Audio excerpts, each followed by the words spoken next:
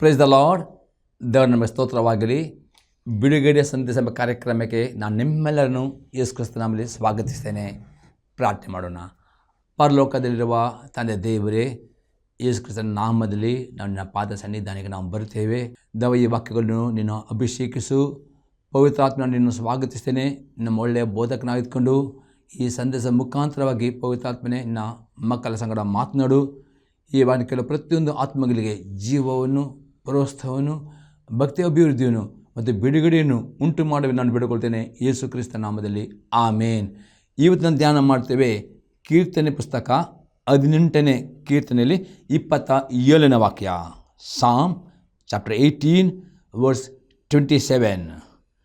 ದೀನರನ್ನು ಉದ್ಧರಿಸುವವನು, ಅಮ್ಮಿನ ಕಣ್ಣುಳ್ಳವರನ್ನು ತಗ್ಗಿಸಿ ಬಿಡುವವನು ನೀನಲ್ಲವೋ.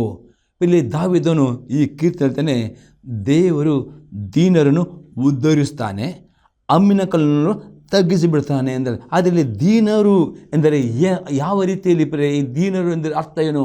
ದೀನರಲ್ಲಿ ಯಾವ ಗುಣಗಳು ಇದ್ದರೆ ಅವರು ದೀನರು ಕರೆಯುತ್ತಾರೆ ಮತ್ತು ಯಾರನ್ನು ಉದ್ಧರಿಸಿದಾಗ ನಾವು ಈ ಬಗ್ಗೆ ನಾವು ನೋಡೋಣ.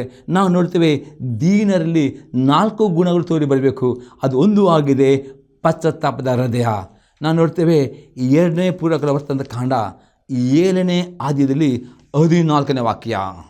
ನನ್ನವರೆಂದು ಹೆಸರುಗೊಂಡ ನನ್ನ ಪ್ರಜೆಗಳು ತಮ್ಮನ್ನು ತಗ್ಗಿಸಿಕೊಂಡು ತಮ್ಮ ಕೆಟ್ಟ ನಡತೆಯನ್ನು ಬಿಟ್ಟು ತಿರುಗಿಕೊಂಡು ನನ್ನನ್ನು ಪ್ರಾರ್ಥಿಸಿ ನನ್ನ ದರ್ಶನವನ್ನು ಭವಿಸುವುದಾದರೆ ನಾನು ಪರಲೋಕದಿಂದ ಲಾಲಿಸಿ ಅವರ ಪಾಪಗಳನ್ನು ಕ್ಷಮಿಸಿ ಅವರ ದೇಶದಲ್ಲಿ ಆರೋಗ್ಯವನ್ನು ದಯಪಾಲಿಸುವೆನು. ನಾವು ನೋಡ್ತೇವೆ ದೇವರು ಆ ಇಸ್ರಾಯೇಲ್ ಜನರಿಗೆ ಮತ್ತು ದೇವರ ಮಕ್ಕಳಿಗೆ ಈ ಒಂದು ಆಜ್ಞೆ ಕೊಟ್ಟಿದ್ದಾನೆ. ನನ್ನವರಿಂದ ನನ್ನ ಪ್ರಜೆಗಳು ತಮ್ಮನ್ನೇ ತಗ್ಗಿಸಿದ್ರೆ ಉಪವಾಸ ಮುಖಾಂತರ ನೀವು ತಗ್ಗಿಸಿಕೊಂಡು ಮತ್ತು ತಮ್ಮ ಕೆಟ್ಟ ನಡತೆಯನ್ನು ಬಿಟ್ಟು ತಮ್ಮನ್ನು ತಗ್ಗಿಸಿಕೊಂಡು ತಮ್ಮ ಕೆಟ್ಟ ನಡತೆ ಬಿಟ್ಟು ತಿರುಗಿಕೊಂಡು ನನ್ನನ್ನು ಪ್ರಾರ್ಥಿಸಿ ನನ್ನ ದರ್ಶನವನ್ನು ಭವಿಸುವುದಾದರೆ ನಾನು ಪರಲೋಕದ ಲಾಲಿಸಿ ಅವರ ಪಾಪವನ್ನು ಕ್ಷಮಿಸಿ ಅವರ ದೇಶದ ಆರೋಗ್ಯ ದಯ ಪಾಲಿಸುವೆನು. ನೋಡ್ತೇವೆ ನಿಮ್ಮ ಜೀವಿತದಲ್ಲಿ ನಿಮ್ಮ ಪ್ರಾರ್ಥನೆ ಉತ್ತರ ತಡವಾಗಿದೆಯೋ, ನಿಮಗೆ ಅತಿ ಶೀಘ್ರ ಪ್ರಾರ್ಥನೆ ಉತ್ತರ ಬರಬೇಕಾ? ಹಾಗಾದರೆ ನೀವು ವಾರಕ್ಕೆ 1 ದಿನವಾದರೂ ಅಥವಾ ದೇವರ ನಡೆಸಿದೆ ಎಂದು 7 ದಿವಸವಾದರೂ ಅಥವಾ 20 ದಿನವಾದರೂ ಉಪವಾಸ ಮಾಡಿ ನಿಮ್ಮ ಶರೀರವನ್ನು ತಗ್ಗಿಸಿಕೊಂಡು ದೇವರ ಬರಬೇಕು. ದೇವಾ, ನನ್ನ ಹೃದಯವನ್ನು ಪರೀಕ್ಷಿಸಿದೆವಾ, ನಾನು ಶೋಧಿಸಿದೆವಾ, ನನ್ನ ಆಶೀರ್ವಾದಕ್ಕೆ ತಡೆ ಇಡುವ ಯಾವುದೇ ಪಾಪಗಳಿದ್ದರೆ ನಾನು ತೋರಿಸಿಕೊಡು ಎಂದನು. ಆ ರೀತಿಯಲ್ಲಿ ಉಪವಾಸವಿದ್ದುಕೊಂಡು ದೇವರ ವಾಕ್ಯವನ್ನು ಉಪವಾಸ ಜಾಸ್ತಿ ಓದಿ ಧ್ಯಾನ ಮಾಡುವುದಾದರೆ, ಪ್ರಾರ್ಥನೆ ಮಾಡುವುದಾದರೆ ದೇವರ ಆತ್ಮನು ನಿಮ್ಮ ಆಶೀರ್ವಾದಕ್ಕೆ ನಿಮ್ಮ ಪ್ರಾರ್ಥನೆಗೆ ಅಡ್ಡಿ ಇರುವ ಪಾಪವನ್ನು ತೋರಿಸಿಕೊಡುವಾಗ ಪಶ್ಚಾತ್ತಾಪ ಪಡುತ್ತೀರೋ, ಅದು ಬಿಟ್ಟು ಬಿಡುತ್ತೀರೋ, ಆವಾಗ ಆ ಉಪವಾಸ ಪ್ರಾರ್ಥನೆ ದೇವರು ಮೆಚ್ಚಿಕೊಂಡು ನಿಮ್ಮ ಎಲ್ಲ ಕಷ್ಟದಿಂದ, ರೋಗದಿಂದ, ಆರ್ಥಿಕ ಬಡತನದಿಂದ ಬಿಡುಗಡೆ ಕೊಡುವನಾಗಿದ್ದಾನೆ. ಪ್ರೇರೆ ಇವತ್ತು ಅನೇಕರು ತಮ್ಮ ಕಷ್ಟದ ಬಿಡುಗಡೆ ಇಲ್ಲ. ಇವತ್ತು ಅದಕ್ಕೆ ಉಪವಾಸದಲ್ಲಿ ಬಲ ಉಂಟು. ಅದಕ್ಕೆ ಸಭೆಯಾಗಿ ನೀವು ಉಪವಾಸ ಕರೆಯಲ್ಪಡುವಾಗ ಸಭೆಯಾಗಿ ಸೇರಿಕೊಂಡು ಬರುವುದು ಅತಿ ಇಂಪಾರ್ಟೆಂಟ್. ಯಾಕಂದರೆ ದೇವರಾತ್ಮನು ಸಭೆಯಾಗಿ ಉಪವಾಸ ಪ್ರಾರ್ಥನೆ ಮಾಡುವ ದೇವರ ಸೇವಕರ ಮುಖಾಂತರ ದೇವರಾತ್ಮನು ನಿಮ್ಮ ಜೀವಿತ ಯಾವುದೇ ನಿಮ್ಮ ಆಶೀರ್ವಾದಕ್ಕೆ ಪಾಪ ತಡೆ ಇಡುವುದರೆ ಪವಿತ್ರಾತ್ಮನು ಸೇವಕರ ಮುಖಾಂತರ ಅವರು ಕೂಡ ಬೈಬಲ್ ಸ್ಟಡಿ, ಅವ್ರ ಕೂಡ ಸಂದೇಶದ ಪ್ರಾವದ ಮುಖಾಂತರ ಮಾತನಾಡುವಾಗ ನೀವು ಆ ಮಾತನ್ನು ಸ್ವೀಕಾರ ಮಾಡಿ ನಿಮ್ಮಲ್ಲಿ ಪಾಪ ಇರುವುದಕ್ಕೆ ಪಶ್ಚಾತ್ತಾಪ ಪಡುವುದಾದರೆ ಪ್ರೇರೆ ಆ ಉಪವಾಸವನ್ನು ದೇವರು ಮೆಚ್ಚುತ್ತಾನೆ. ಅವರಿಗೆ ದೀನರು ಎಂದಿರ್ತಾರೆ. ಯಾಕೆ ದೀನರು ಏನು ಮಾಡ್ತಾರೆ? ಅವರು ತಮ್ಮನ್ನು ತಗ್ಗಿಸಿಕೊಂಡು ವಾರಕ್ಕೆ 1 ದಿನವಾದರೂ ಉಪವಾಸ ಮಾಡಿ ನಿಮ್ಮ ಆಶೀರ್ವಾದಕ್ಕೋಸ್ಕರವಾಗಿ ನಿಮ್ಮ ಸ್ವಪರೀಕ್ಷೆಗೋಸ್ಕರ ನಾವು ಉಪವಾಸ ಅತಿ ಅಗತ್ಯವಾಗಿದೆ. ಉಪವಾಸ ಮಾಡಿದರೆ ಮಾತ್ರವೇ ಆ ದೇವರ ವಾಕ್ಯ ಉಪವಾಸದಲ್ಲಿ ಓದುವುದಾರೆ ಧ್ಯಾನ ಮಾಡೋದು ಮಾತ್ರವೇ ನಿಮ್ಮ ಒಳಗಿನ ಹೃದಯ ನಿಮಗೆ ಶೋಧಿಸಲಿಕ್ಕೆ ಸಾಧ್ಯವಾಗ್ತದೆ. ಆಗ ನಿಮ್ಮ ಪಾಪ ಪಶ್ಚಾತ್ತಾಪ ಪಡುವುದಾರೆ ಯಾವಾಗಲೂ ದೇವರ ಆಶೀರ್ವಾದ ಆತನ ಶುಭ ಕೃಪೆ ನಿಮ್ಮ ಮೇಲೆ ಇರ್ತಾನೆ. ದೇವರು ಇಂಥ ದೀನರನ್ನು ಉದ್ಧರಿಸುವವನು ಆಗಿದ್ದಾನೆ. ಇಲ್ಲಿ ನೋಡ್ತೇವೆ ಅಲ್ಲಿ 13ನೇ ವಾಕ್ಯದಲ್ಲಿ ನೋಡ್ತೇವೆ ಯಾಕೆ ಉಪವಾಸ ಮಾಡಬೇಕು. ಅಲ್ಲಿ ನಾನು ಆಕಾಶವನ್ನು ಮಳೆಗಂದ ಮುಚ್ಚುವಾಗಲಿಂದ ನೀವು ಪ್ರಾರ್ಥನೆ ಮಾಡ್ತೇವೆ, ಉತ್ತರವೇ ಬರುವುದಿಲ್ಲ. ಆ ಸಮಯದಲ್ಲಿ ನೀವು ಉಪವಾಸದ್ದು ಪ್ರಾರ್ಥನೆ ಮಾಡಿದರೆ ಪರಲೋಕದವರು ತೆರಳಲ್ಪಡ್ತದೆ. ನಿಮ್ಮ ಪ್ರಾರ್ಥನೆ ಉತ್ತರ ಬರಲಿಕ್ಕೆ ಮಾರ್ಗಗಳು ಸರಾಗವಾಗ್ತವೆ. 2ನೇ ಕಾರಣವಾಗಿದೆ, ನಾನು ದೇಶವನ್ನು ತಿಂದು ಬಿಡೋದಕ್ಕೆ ಮಿಡಿತನ್ನು ಕಲಿಸುವಾಗಲು ನಿಮ್ಮ ಕೆಲಸದಲ್ಲಿ ನಷ್ಟ ಸಾಲದ ಬಿಡುಗಡೆ ಬೇಕಾದರೆ ಉಪವಾಸ ಉಪವಾಸ ಪ್ರಾರ್ಥನೆ ಅತಿ ಅಗತ್ಯವಾಗಿದೆ. ಮೂರನೇದಾಗಿ ನನ್ನ ಪ್ರಜೆ ಮೇಲೆ ಘೋರ ವ್ಯಾಧಿಯನ್ನು ಬರ ಮಾಡಿದಾಗಲೇ ನಿಮ್ಮ ಜೀವಿತದಲ್ಲಿ ವ್ಯಾಧಿಗಳು ರೋಗಗಳು ಗುಣ ಆಗಬೇಕಾ? ಈ 3 ಕಾರಣಕ್ಕೋಸ್ಕರ ನೀವು ಉಪವಾಸ ಮಾಡಿ ದೇವರನ್ನು ತಗ್ಗಿಸಿಕೊಳ್ಳಬೇಕು ಮತ್ತು ದೇವರ ವಾಕ್ಯದ ನಿಮ್ಮ ಶೋಧಿಸಬೇಕು. ಪಾಪಕ್ಕೆ ಪಶ್ಚಾತ್ತಾಪಡುವುದಾದರೆ ಆ ದೀನ ಮನಸ್ಸು ಉಳ್ಳುವುದಾದರೆ ಅಂಥವರನ್ನು ದೇವರು ಉದ್ಧರಿಸ್ತಾನೆ, ಅವರ ರೋಗಗಳನ್ನು ಗುಣ ಮಾಡ್ತಾನೆ, ಅವರ ಬಿಸ್ನೆಸ್ ಕೆಲಸವನ್ನು ಆಶೀರ್ವದಿಸ್ತಾನೆ, ಅವರ ಪ್ರಾರ್ಥನೆ ಉತ್ತರ ಕೊಡುತ್ತಾನೆ ಎಂಬುದನ್ನು ಇಲ್ಲಿ ನೋಡ್ತೇವೆ. ಇನ್ನೊಂದು ಎಕ್ಸಾಂಪಲ್ ನೋಡ್ತೇವೆ.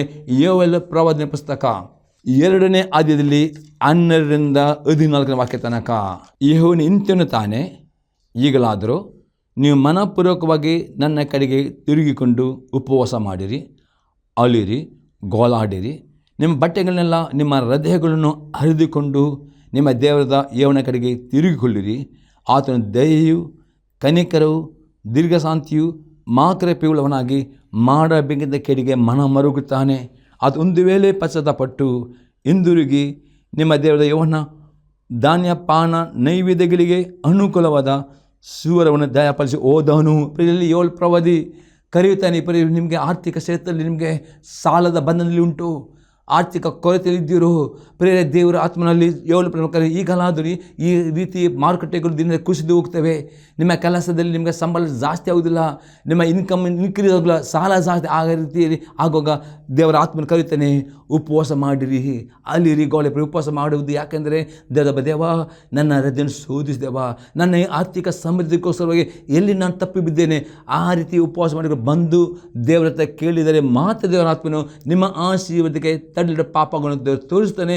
ಪಶ್ಚಾತ್ತಾಪಡುವುದರೆ ದೇವರು ನಿಮಗೋಸ್ಕರ ಮನ ಮರುಗುತ್ತಾನೆ, ನಿಮಗೆ ಬಂದ ಕೇಳಿ ದೇವರು ಬಿಡುಗಡೆ ಕೊಡುತ್ತಾನೆ ಮತ್ತು ನಿಮ್ಮ ಆರ್ಥಿಕ ಆಶೀರ್ವಾದ ಕೊಡುತ್ತೆ ಎಂಬುದನ್ನು ಇಲ್ಲಿ ನೋಡ್ತೇವೆ. ಇಂಥ ದೀನ ಮನಸ್ಸುಳ್ಳವ ದೇವರು ಉದ್ಧರಿಸುವವನು ಆಗಿದ್ದಾನೆ. ಪ್ರೇರೆ ಇನ್ನೊಂದು ಎಕ್ಸಾಂಪಲ್ ನೋಡ್ತೇವೆ ಹೊಸ ಒಡಂಬಡಿಕೆಯಲ್ಲಿ. ಪ್ರೇರೆ ಯಾಕೋಬನ ಬರೆದ ಪತ್ರಿಕೆ 4ನೇ ಅಧ್ಯಾಯದಲ್ಲಿ 8-10 ವಾಕ್ಯ ತನಕ. ದೇವರ ಸಮೀಪಕ್ಕೆ ಬನ್ನಿರಿ, ಆಗ ನಿಮ್ಮ ಸಮೀಪಕ್ಕೆ ಬರುವನು. ಪಾಪಿಗಳೇ, ನಿಮ್ಮ ಕೈಗಳನ್ನು ಶುಚಿ ಮಾಡಿಕೊಳ್ಳಿರಿ. 2 ಮನಸ್ಸುಳ್ಳವರೇ, ನಿಮ್ಮ ಹೃದಯಗಳನ್ನು ನಿರ್ಮಲ ಮಾಡಿಕೊಳ್ಳಿರಿ. ದುಃಖಿಸಿರಿ, ಗೋಳಾಡಿರಿ, ಕಣ್ಣೀರಿಡಿರಿ, ನಗೋದನ್ನು ಬಿಟ್ಟು ಗೋಳಾಡಿರಿ, ಸಂತೋಷ ಬಿಟ್ಟು ಮನಗುಂದಿದರಾಗಿರಿ. ಕರ್ತನ ಮುಂದೆ ನಿಮ್ಮನ್ನು ತಗ್ಗಿಸಿಕೊಳ್ಳಿರಿ, ಆಗಲ ನಿಮ್ಮನ್ನು ಮೇಲಕ್ಕೆ ತರುವನು. ಪ್ರಿಯ ಯಾರು ದೀನರು ಪ್ರಿಯರೇ ಅತಿ ಹೆಚ್ಚಾಗಿ ಪ್ರಾರ್ಥನೆ ಮಾಡಲಿಕ್ಕೆ, ವಾಕ್ಯ ಓದೋಕ್ಕೆ ತಮ್ಮ ಸಮಯವನ್ನು ಉಪಯೋಗ ಮಾಡುತ್ತಾರೆ. ಇವರು ದೀನರು. ಅಹಂಕಾರಿಗಳು ಪ್ರಿಯರೇ ಕಡಿಮೆ ಪ್ರಾರ್ಥನೆ, ಕಡಿಮೆ ವಾಕ್ಯ ಪ್ರಿಯರೇ ಅಲ್ಲ. ದೀನರಾಗಬೇಕಾದರೆ ನೀವು ಇನ್ನೂ ಪ್ರಾರ್ಥನೆಯಲ್ಲಿ ಇನ್ನೂ ಅತಿ ಹೆಚ್ಚಾಗಿ ಅತಿ ದೀರ್ಘ ಪ್ರಾರ್ಥನೆ ಮಾಡುವವರಾಗಬೇಕು, ಅತಿ ಹೆಚ್ಚು ದೇವರಾಗಬೇಕು. ಈ ರೀತಿಯ ಪ್ರಾರ್ಥನೆ ಮತ್ತು ವಾಕ್ಯದಲ್ಲಿ ಸಭೆಗೆ ಸೇರಿಬಿಟ್ಟರೆ ಅತಿ ಆಸಕ್ತಿಯಿಂದ ಆಳಕ್ಕೆ ಬರುವಾಗ ಪ್ರಿಯರೇ ಪವಿತ್ರಾತ್ಮನು ನಿಮ್ಮ ಜೀವಿತದ ಸಣ್ಣ ಸಣ್ಣ ಪಾಪಗಳ ಬಗ್ಗೆ ನಿಮಗೆ ಪಶ್ಚಾತ್ತಾಪ ಕೊಡುವನಾಗಿದ್ದಾನೆ. ಈ ಪಾಪಗಳ ಬಗ್ಗೆ ನಿಮಗೆ ಅರಿವನ್ನು ತರುತ್ತಾನೆ. ಆಗ ಎಲ್ಲ ಪಾಪಕ್ಕೆ ಪಶ್ಚಾತ್ತಾಪ ಪಡುತ್ತೀರೋ, ಆ ಪಾಪ ಬಿಟ್ಟು ಬಿಡುತ್ತೀರೋ, ಮತ್ತು ದೇವರ ವಾಕ್ಯಕ್ಕೆ ನೀವು ಬಿದ್ದರೆ ಆಗ ದೇವರು ನಿಮ್ಮನ್ನು ಮೇಲಕ್ಕೆ ಎತ್ತುತ್ತಾನೆ.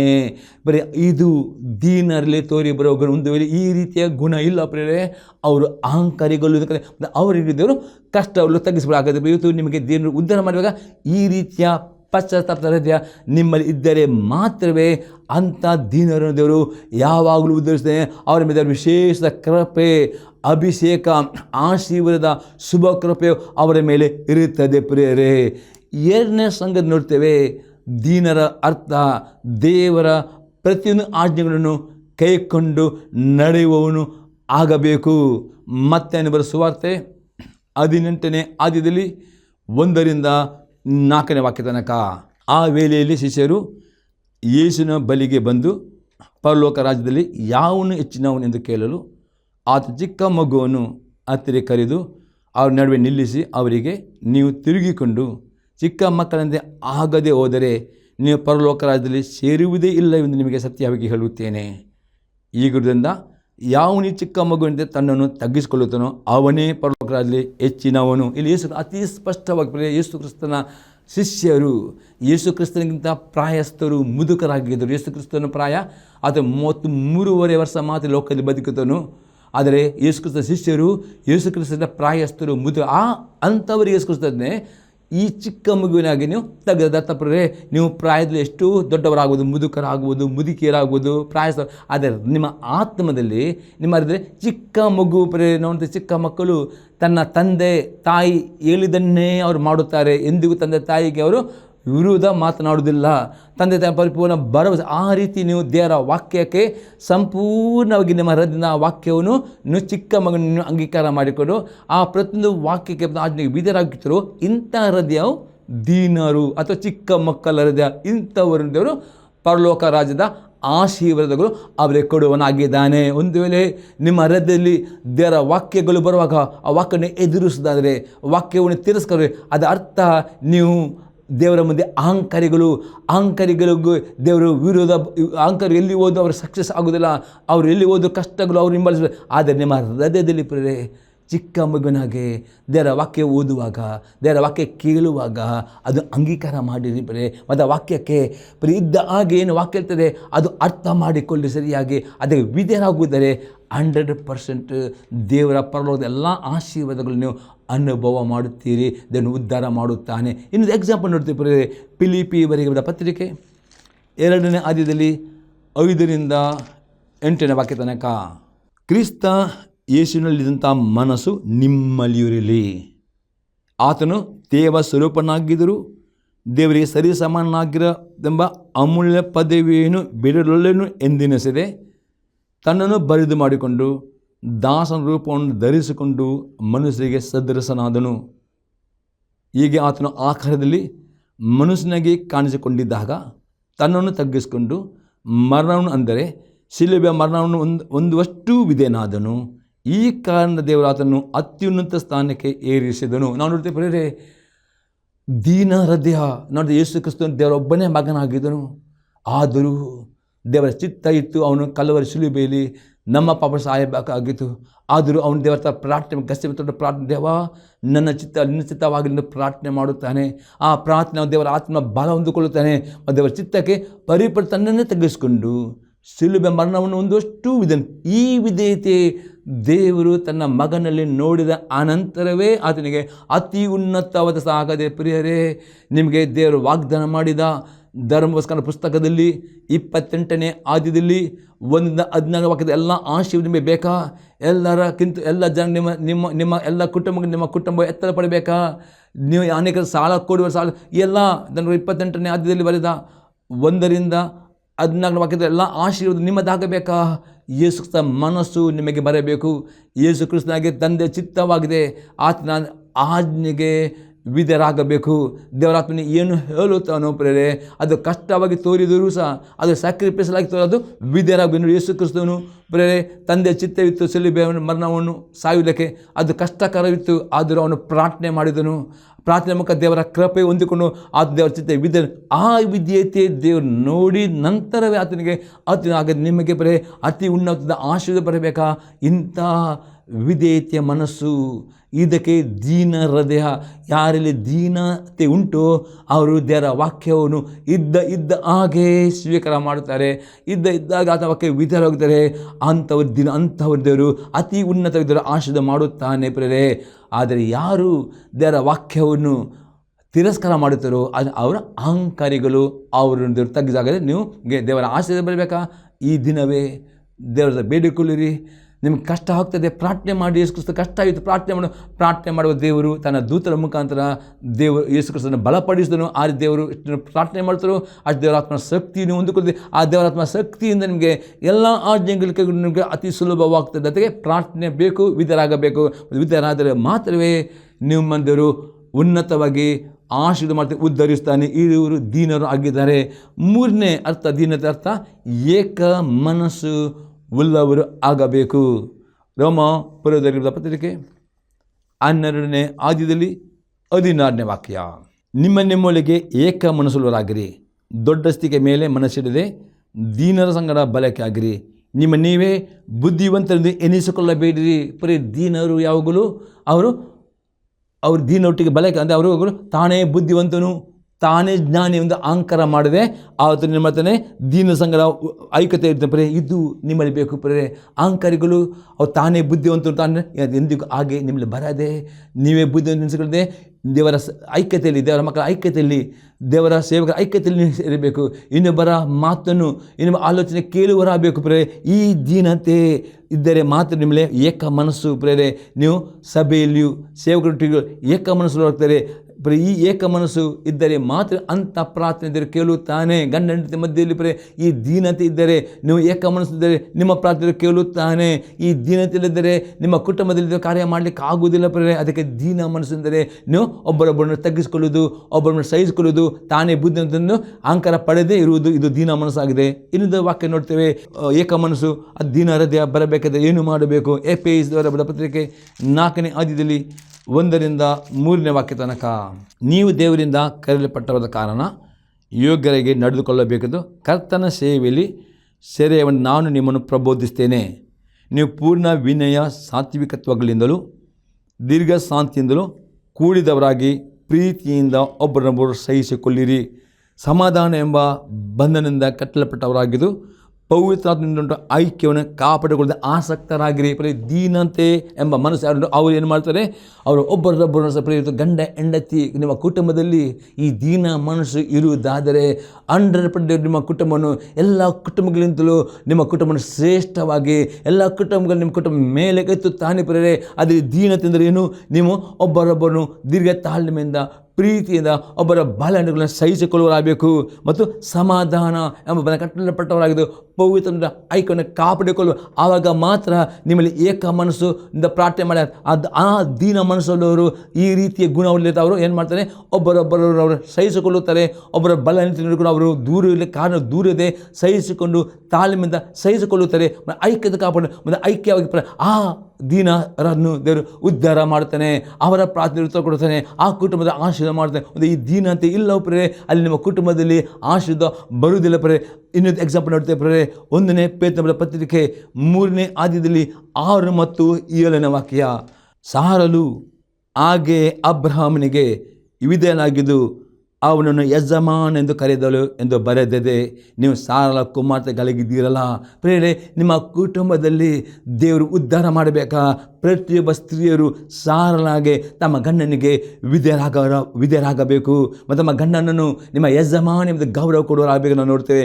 ಎಲ್ಲ ಬಗ್ಗೆ ನೋಡ್ತೇವೆ. ಅದೇ ರೀತಿ ಪುರುಷರೇ, ಸ್ತ್ರೀಯು ಪುರುಷನಿಗಿಂತ ಬಲಹೀನನೆಂಬುದನ್ನು ಜ್ಞಾಪಕ ಮಾಡಿಕೊಂಡು ನಿಮ್ಮ ಹೆಂಡತಿಯ ಸಂಗಡ ವಿವೇಕದಿಂದ ಒಗೆತನ ಮಾಡಬೇಕು. ಅದೇ ರೀತಿ ಪ್ರತಿಯೊಬ್ಬ ಗಂಡನು ತನ್ನ ಹೆಂಡತಿಯ ಬಲಹೀನತೆಯನ್ನು ನೋಡಿಕೊಂಡು ತನ್ನ ಹೆಂಡತಿಯ ಬಲಹೀನತೆಯಲ್ಲಿ ತನ್ನ ಹೆಂಡತಿಯನ್ನು ಸಹಕರಿಸಿಕೊಂಡು ತನ್ನ ಹೆಂಡತಿಯೊಟ್ಟಿಗೆ ತನ್ನ ಹೆಂಡತಿ ಬಲಹೀನನೆಂದುಕೊಂಡು ಜ್ಞಾಪಕ ಇಟ್ಟುಕೊಂಡು ತನ್ನ ಹೆಂಡತಿಯಲ್ಲಿ ಐಕ್ಯತೆ ಇಟ್ಟುಕೊಳ್ಳುವನಾಗಬೇಕು ಎಂಬುದಾಗಿ ಪೇತ್ರನು ಹೇಳ್ತಾನೆ. ಯಾಕೆಂದರೆ ಅವರು ಜೀವವರಕ್ಕೆ ನಿಮ್ಮೊಂದಿಗೆ ಬಾಧ್ಯರಾಗಿದ್ದರಿಂದ ತಿಳಿದು ಅವರಿಗೆ ಮಾನವನ್ನು ಸಲ್ಲಿಸಿರಿ. ಪ್ರತಿಭಾ ಗಂಡನು ತನ್ನ ಹೆಂಡತಿಯನ್ನು ಮಾನವನ್ನು ಕೊಡುವನಾಗಬೇಕು, ಮರ್ಯಾದೆ ಕೊಡುವನಾಗಬೇಕು. ಹೀಗೆ ನಡೆದರೆ ನಿಮ್ಮ ಪ್ರಾರ್ಥನೆಗೆ ಅಡ್ಡಿ ಇರುವುದಿಲ್ಲ. ಅತಿ ಸ್ಪಷ್ಟ ಅನೇಕ ಕುಟುಂಬಗಳು ಅನೇಕ ಕುಟುಂಬಗಳು ಇವತ್ತು ಕೂಗುತ್ತಾರೆ, ನಮ್ಮ ಕುಟುಂಬದಲ್ಲಿ ಸಮಾಧಾನವಿಲ್ಲ ಪಾಸ್ಟರೇ, ನಮ್ಮ ಕುಟುಂಬದಲ್ಲಿ ಐಕ್ಯತೆ ಇಲ್ಲ, ನಮ್ಮ ಕುಟುಂಬ ಅನೇಕ ಕುಟುಂಬದಲ್ಲಿ ಕಷ್ಟ, ರೋಗ ತಪ್ಪುವುದಿಲ್ಲ, ಸಾಲ ಈ ರೀತಿ ನಿಮ್ಮ ಕುಟುಂಬ ಪ್ರೇರೆ ಎಲ್ಲ ಕುಟುಂಬದ ಹೀನವಾಗಿರುತ್ತದೆ. ಕಾರಣ ಇಷ್ಟೇ ಪ್ರೇರೆ, ದೇವರು ಹೇಳ್ತಾನೆ ದೀನರನ್ನು ಉದ್ಧರಿಸ್ತಾನೆ, ಅಹಂಕಾರಿಗಳು ದೊರೆತಾಗ ಪ್ರೇರೆ ನಿಮ್ಮ ಕುಟುಂಬವನ್ನು ದೇವರು ಎಲ್ಲ ಕುಟುಂಬಗಳಿಂದ ಆಶೀರ್ವಾದ ಮಾಡಬೇಕಾ? ಹಾಗಾದರೆ ನಿಮ್ಮ ಹೆಂಡತಿ ಆದವಳು ತನ್ನ ಗಂಡನಿಗೆ ಎಲ್ಲ ರೀತಿಯಲ್ಲಿ ಅಧೀನರಾಗಬೇಕು. ತನ್ನ ಗಂಡ ತನ್ನ ಯಜಮಾನ ಎಂಬುದಾಗಿ ತಿಳಿದುಕೊಂಡು ತನ್ನ ಗಂಡನಿಗೆ ಗೌರವವನ್ನು ಮರ್ಯಾದೆಯನ್ನು ಕೊಡುವಲಾಗಬೇಕು. ಅದೇ ರೀತಿ ಗಂಡನಾದವನು ತನ್ನ ಹೆಂಡತಿಯು ಯಾವ ಯಾವ ಬಲಹೀನತೆ ಉಂಟು ಅದನ್ನು ನೆನಪಿಟ್ಟುಕೊಂಡು ತನ್ನ ಹೆಂಡತಿಯನ್ನು ಗೌರವಿಸಿಕೊಂಡು ತನ್ನ ಹೆಂಡತಿಯೊಟ್ಟಿಗೆ ವಿವೇಕದ ಐಕ್ಯತೆಯನ್ನು ಕಾಪಾಡಿಕೊಳ್ಳಬೇಕು. ಆಗ ಮಾತ್ರ ಗಂಡ ಹೆಂಡತಿ ಒಟ್ಟಾಗಿ ಸೇರಿ ಪ್ರಾರ್ಥನೆ ಮಾಡಲಿ. ಯಾವ ಗಂಡ ಹೆಂಡತಿ ಒಟ್ಟಾಗಿ ಸೇರಿ ಕುಟುಂಬ ಪ್ರಾರ್ಥನೆ ಮಾಡ್ತಾರೋ ಆ ಪ್ರಾರ್ಥನೆ ಕೇಳಿಕೊಂಡು ಆ ಕುಟುಂಬವನ್ನು ಉದ್ಧಾರ ಮಾಡುತ್ತಾನೆ. ಆ ಕುಟುಂಬ ಏನು ಕಷ್ಟಗಳಿದ್ದರೂ ದೇವರು ಎಲ್ಲ ಕಷ್ಟ ಕುಟುಂಬ ಮಾಡ್ತಾನೆ. ಆ ಕುಟುಂಬ ಅನೇಕ ಕುಟುಂಬ ಆಶೀರ್ವಾದ ಆಗುತ್ತೆ. ಪ್ರಿಯರೇ, ಇವತ್ತು ನೀವು ದೇವರ ಆಶೀರ್ವಾದ ಹೊಂದಿಕೊಳ್ಳಬೇಕಾ?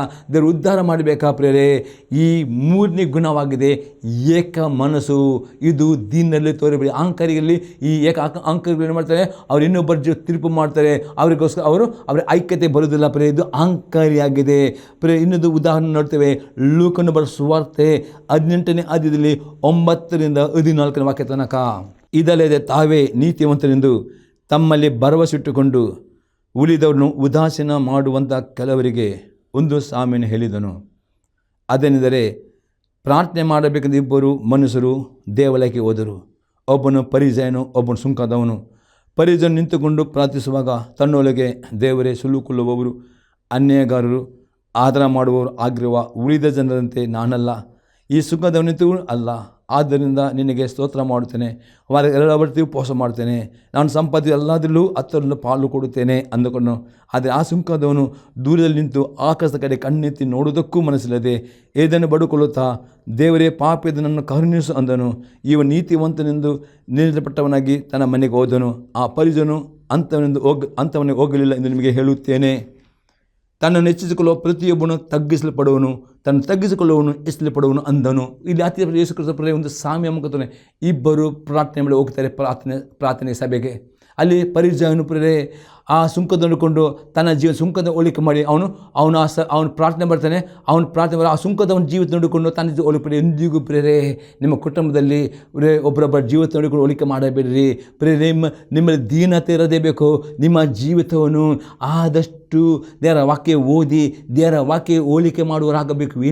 ಇನ್ನೊಬ್ಬರ ತಪ್ಪನ್ನು ಹುಡುಕಬಾರದು. ಇನ್ನೊಬ್ಬರ ತಪ್ಪನ್ನು ನೋಡಿ ನಿಮ್ಮ ಜೀವಿತ ಅವರಿಗಂತ ಉತ್ತಮ ಎಂಬುದು ಈ ರೀತಿ ನಿಮ್ಮ ಭಾವನೆ ಬರಬಾರ. ಇಲ್ಲಿ ಪರಿಜಯನು ಮಾಡೋದೆಲ್ಲ ಸರಿ, ಅವನೆಲ್ಲ ಅವನು ಒಳ್ಳೆ ಕ್ರಿಯೆ, ಆದರೆ ಅವನಲ್ಲಿ ಏನು ಬಿತ್ತು ಅಂದರೆ ಅವನು ಆ ಸುಂಕದನಿಗಿಂತ ನಾನು ಉತ್ತಮ ಎಂಬುದಾಗಿ ತನ್ನ ಜೀವಿತ ಸುಂಕದ ಹೋಲಿಕೆ ಮಾಡಿಕೊಂಡು ಸುಂಕದನ್ನು ಅವನು ಪಾಪಿಯನ್ನು ನೋಡಿದವನು, ತನ್ನದು ಪಾಪವನ್ನು ನೋಡಲಿಲ್ಲ. ಪ್ರಿಯ ಅನೇಕರು ಪರೇ ಸಭೆಯಾಗಿ ಸೇರಿ ಪ್ರಾರ್ಥನೆ ಮಾಡ್ತಾರೆ, ಉಪವಾಸ ಪ್ರಾರ್ಥನೆ ಮಾಡ್ತಾರೆ. ಯಾಕೆ ಅವರಿಗೆ ಉದ್ಧಾರ ಬಂದರೆ ಅವರು ಉಪವಾಸ ಪ್ರಾರ್ಥನೆ ಮಾಡಿ ಸಭೆ ಪ್ರಾರ್ಥನೆ ಮಾಡುವ ಅವರು ತಮ್ಮ ಜೀವಿತವನ್ನು ಇನ್ನೊಬ್ಬರಿಗೂ ತಾನು ಉತ್ತಮನು ತಾನು ಅಹಂಕಾರದಲ್ಲಿ ಪ್ರಾರ್ಥನೆ ಮಾಡ್ತಾರೆ. ಅವರು ಇನ್ನೊಬ್ಬರ ಜೀವಿತವನ್ನೇ ನೋಡ್ತಾರೆ. ಆ ರೀತಿ ಇದ್ದ ನಿಮಿತ್ತಗೆ ಅವರಿಗೆ ಉದ್ಧಾರ ಪರಿಚಯದ ಉದ್ಧಾರ ಮಾಡಲಿಲ್ಲ. ಅವನೆಲ್ಲ ಒಳ್ಳೆ ಕ್ರಿಯೆಗಳು ಹೌದು, ಅದೇ ಆಶಿಸಿದವರು. ಯಾಕಂದರೆ ಅವನಲ್ಲಿ ಅಹಂಕಾರ ಇತ್ತು. ಅದೇ ಸುಂಕದವನು ಅವನು ಒಪ್ಪಿಕೊಂಡವನು.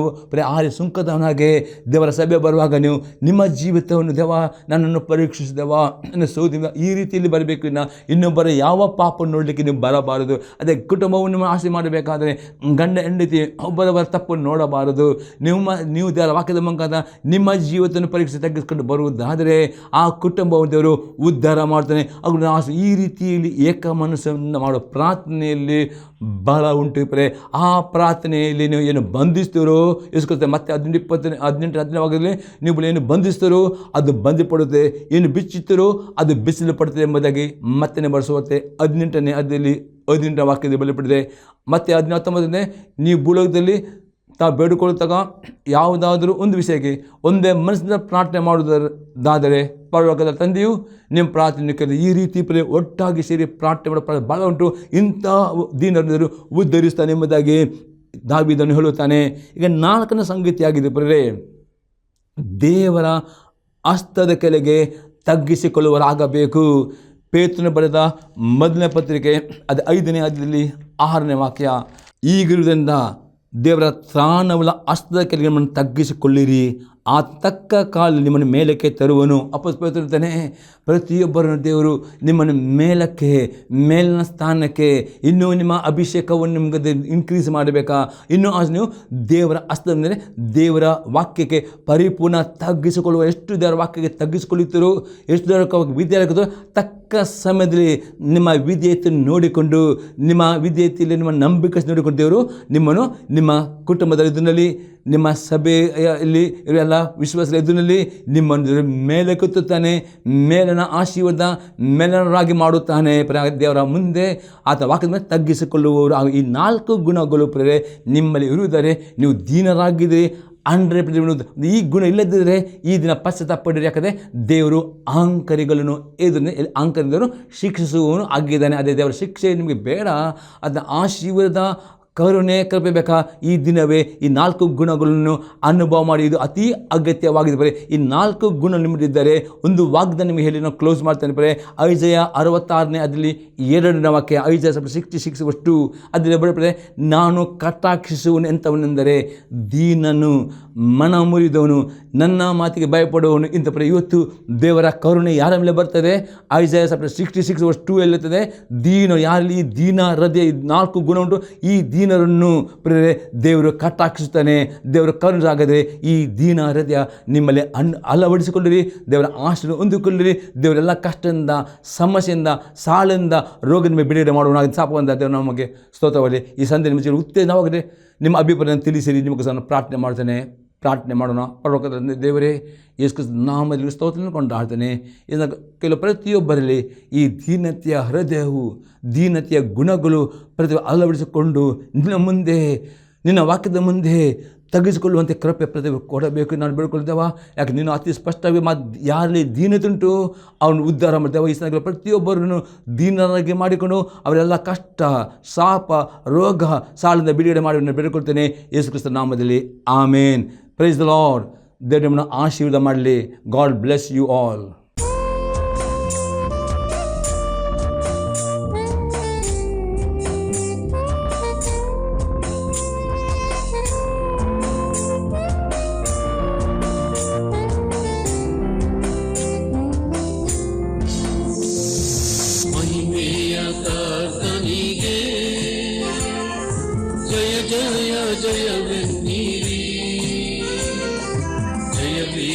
ದೇವನಿಗೆ